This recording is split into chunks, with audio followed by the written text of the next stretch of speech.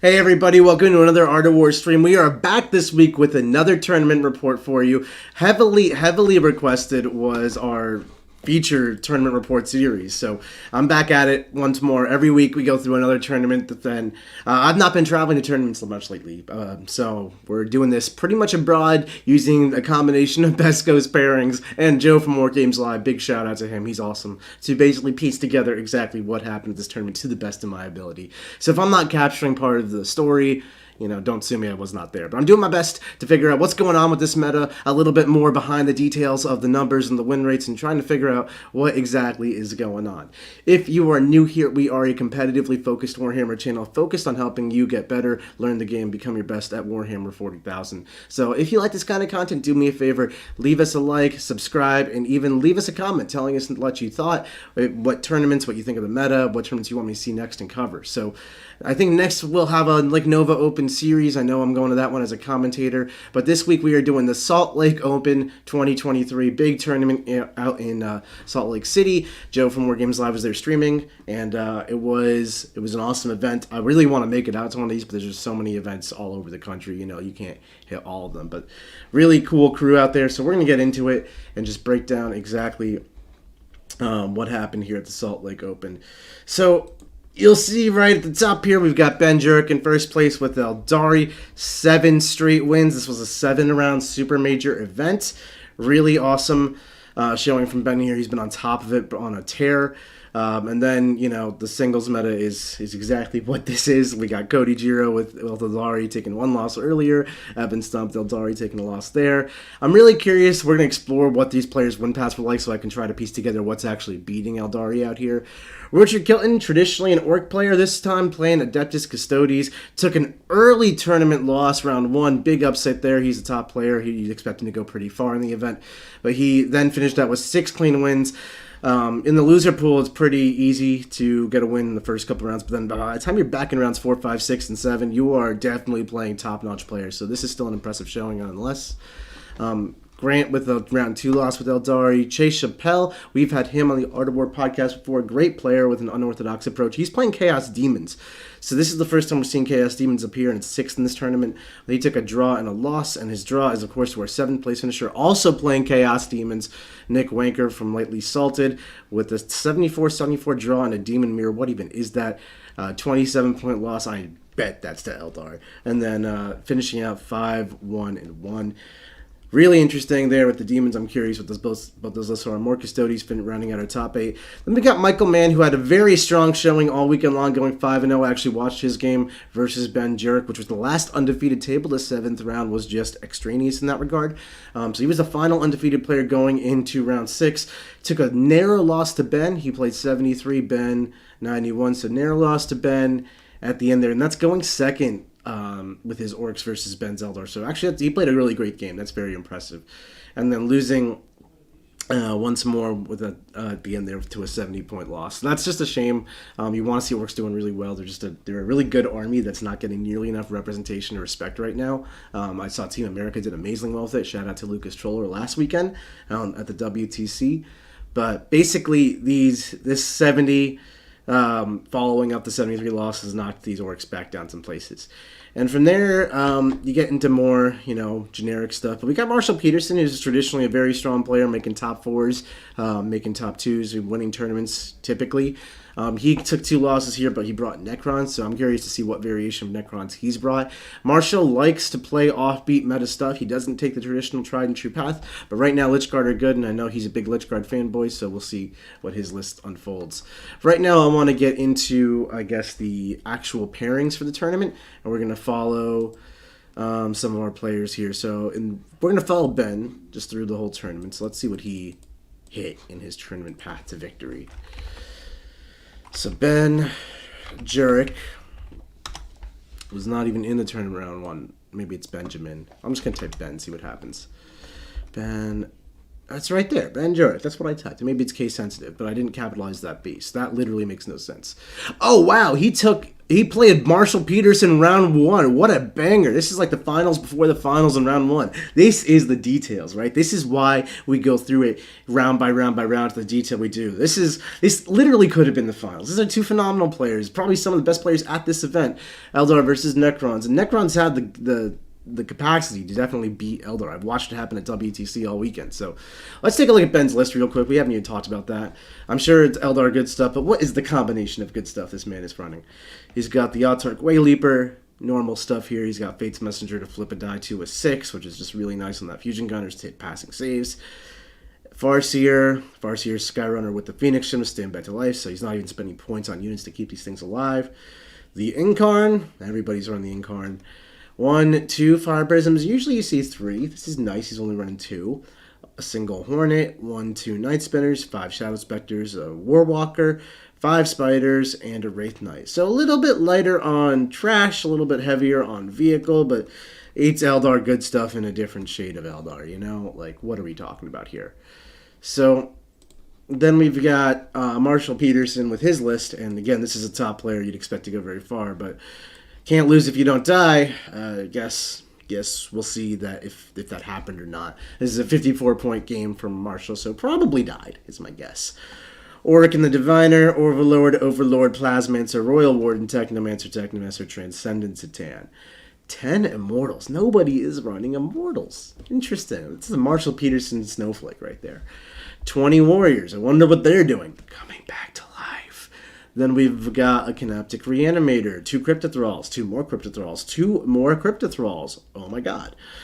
1, 2, 3 solo Locust Heavy Destroyers. So I really like Locust Heavy Destroyers, and I'm surprised more people aren't running solo Locust Heavy Destroyers. 45 points for a unit that moves fast and shoots decent is just generically good. Then it, like, does actions and stuff for you. Like, what are we talking about here? It's a screen. It does actions. 45 points. Well done, Marshall Peterson, for recognizing this. 10 Lich Guard, 10 Lich Guard. So these are where the Cryptothralls go. So he's got 20 Lich Guard and a 20 Warrior Brick. Usually you see players diverge. I'm going to go Lich Guard or I'm going to go Warriors. He's gone for the package. But it doesn't look like he's gone for a Ghost Arc, which is really what transforms those Warriors into straight unkillable. So I think you kind of half-assed it here with skipping out on the Ghost Arc. And for a list that's titled, Can't Lose If You Don't Die, you died. And you could have brought a Ghost Arc. That's all I'm saying. You know, that's all I got to say here. So we don't know what the details of this game are, but we know 86 to 54 is Necron's not doing well. Following out this turn, let's go back to placings. But again, interesting things happened round 1. Richard Kilton took a loss round 1. Let's explore what that happened. Richard Kilton. Oh, that's round 7. Back to round 1. Cool. So he took a 61 to 70 point loss to Preston Thomas. I don't know Preston. So Richard's list, just exploring this a little bit. He's got a Blade Champion, a Shield Captain, and Trajan Valoris. 1, 2 Caladius, 6 Wardens, 6 Wardens, 6 Wardens. This is super similar to Josh Roberts' list from Team England. And Josh Roberts' Team England list was one of the worst performing Custodes lists from the top countries out there. So maybe this is, you need guard, is what I'm seeing. You just need Custodes guard, not simply Wardens and Grav Tanks. We've got Allied, Assassin, 1, 2 Exaction squads. But at the same time, no disrespect to Rich Kilton, he did finish the tournament 6-1. But, you know, it's all about the relative play skill. The WTC is the WTC, hardest players in the world. So if that list archetype didn't do well there, and then here took a round 1 loss, you know, maybe that's not it when there are Custodes card lists that are doing it.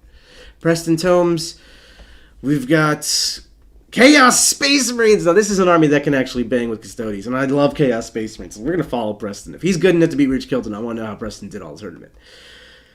Oh, my God. Oh, my God. Are you guys looking at this? Cypher, Chaos Lord, Master of Executions. I think I'm just a little turned on right now. Don't get me wrong. Holy guacamole and cheese. What am I even looking at? What am I? I'm hot and heavy right now. 3 Chaos Lords. 1 is Nurgle. They're all Nurgles. They're unshootable. What are we doing here? They're lone ops. He's turning these guys into lone ops. Nurgle, master of executions. Maybe this guy's just a gorgeous painter and his army is all thematically Nurgle, but I don't know. His cultists are Nurgle, his other cultists are Nurgle. His chosen are Khorne. Okay, that's not a theme choice. That's some Khorne chosen. We've got... Now, Khorne chosen hit very hard because they get lethal hits triggered on 5s. And that's a fat tenor. There's 2 fat tenors. That one's a Nurgle fat tenor. Okay, so each of these chosen squads clearly get Master of Execution Chaos Lord combos. These are like 400-point units. Oh, there's 3! Don't mind me, there's 3. 2 Nurgle chosen squads walking around with double Chaos Lord basically means that you can spam unshootable because you can spend 1 CP for the Nurgle strat to make them unshootable, then use the Lord ability to make the other unit unshootable. I've thought about doing this with Terminators actually, but it makes a lot of sense with chosen because they advance in charge so they can actually get up the table super effectively. You can also, depending how battle rounds line up, like let's say you're going second and you spend your turn 1 going up the field and your opponent shoots at you. Like turn 1 you're hiding, so your bottom of turn 1 you move up the field, out exposing yourself. Then opponent's top of turn 2 they're blasting you with their guns. That's when you double Nurgle strat, and then you advance in charge normally because you're chosen. Now we're in turn 3 and we're right in our opponent's faces. Nurgle strat's not saving us, but Armor of Contempt for 2 CP plus a free Armor of Contempt. You actually get super durable models here with your 3 wound chosen. 30 chosen. This is 90 wounds. This is Custodes-esque without being Custodes. This is fascinating. Where's Abaddon to give them all 4+ invulnerable save and reroll hits with those lethal hits? Oh my god. I'm fascinated. Okay, what else do we have in this army? Triple Forge Fiends. That's just amazing. That's just bread and butter. That's just great. I really like that. 2 Nurgle Rhinos to help escort this army around the table. Oh my god. 3 Nurglings to help out with the mission. This is a really, really well-constructed, outside-the-box, combat-based Chaos Army. Preston, well done. I was not considering this stuff. Really cool. Beating Custodes. I mean, part of that is, like, 3 Forge Fiends for sure, but, like, wow. That is so cool. Okay, so we're going to follow Preston through the rest of this tournament. Anything else interesting happen in the round ones? So one thing I like about BCP is that they do just show me the win path right here, so I can like look down the top lines. We have a round 2 Eldari lost from the top here. I'm curious what this Dark Angel list was also. Let's see if I can... Oh, that's so powerful. Okay, so this Dark Angel list went 6-1, or 5-2.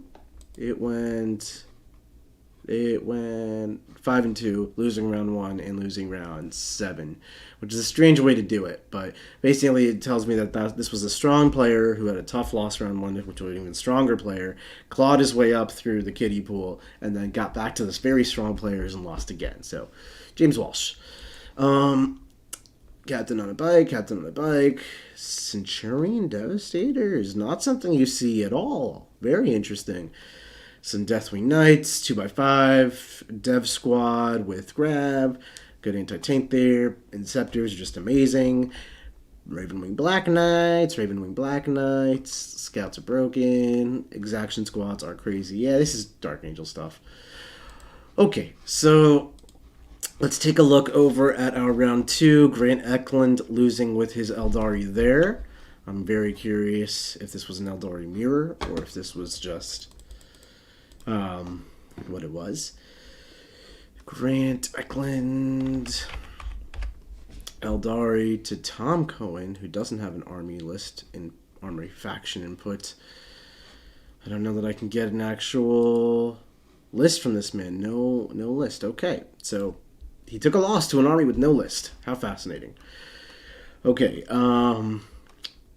moving through, we've got some interesting, nothing really too fascinating until we get to round 4 where Evan Stump took a loss. And Evan's from Xenos Petting Zoo, which is one of my favorite teams in 40k. Shout out to Evan there. Shout out to Xenos Petting Zoo. Evan Stump. He's not showing up. Maybe I spelled his name wrong. Evan Stump? There it is. So it just doesn't like when I type last names. So he lost to Nicholas Wanker, who got very far in this tournament with Eldari, I believe. Nicholas. Oh no, he was our demon player that did very good. Oh, very exciting. So we were going to get to this demon list anyway. This demon list is Be'lakor, Bloodthirster with Angrath, the Lord of Change with the Everstave, Shalaxi. Strong core right there. Wish there was Fate Weaver. He runs a Bloodthirster where I run Fate Weaver, but otherwise very strong core. Changeling, yep. 10 pink cards, 10 plague bears. Style choice with the plagues, I like that. 2 wounds per models, it got interesting uses. 3 flamers, 3 flamers, 3 flamers, 5 flesh hounds, 5 flesh hounds. I've been running flesh hounds lately, I like that. Strong demon list, good MSU, good mission play, good stuff going on here.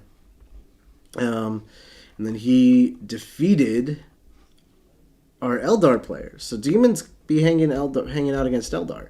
And this is Autarch, Wayleaper, Jester, Skyrunner, Solitaire, and Crunch. A little more on the combat side. Triple Prisms, Double Spectres, Warwalker, right there. Okay, so this is Eldar broken stuff. I would say the triple Warwalkers are actually pretty bad for the demons because you can't just casually kill them. You have to commit like Shalaxi or a Bloodthirster to kill them.